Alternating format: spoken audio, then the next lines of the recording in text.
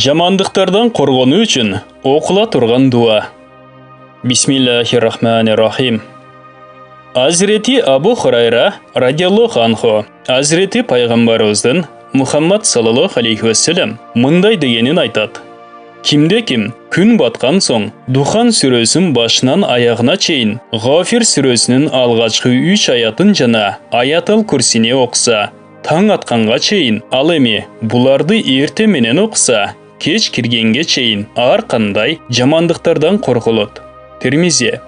Азрети Мұхаммад пайғамбарымыз саллаллаху алейхи вассалам дағы бір хадисінде мындай деген: кимде-ким Бақара сүресіндегі Аятул Курсини кечінде оқса, таң атқанға чейін ар қандай жамандықтардан қорғылады. Ал эми кимде-ким Аятул Курсини ерте менен оқса, ал адамда кеш кіргенге чейін ар қандай жамандықтардан қорғылады.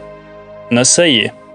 Пайғамбарымыз саллаллаху алейхи вассалам құтты хадистерінен дағы бірінде мындай деген: кимде-ким ерте менен жана кечінде 3 жолудан Құл хуаллаху ахад, Құл аузу би роббил фалақ жана Құл аузу би роббин нас тақтап айтқанда Ихлас, Фалақ жана Нас сүрелерін оқса, ал адам бардық жамандықтардан сақталады.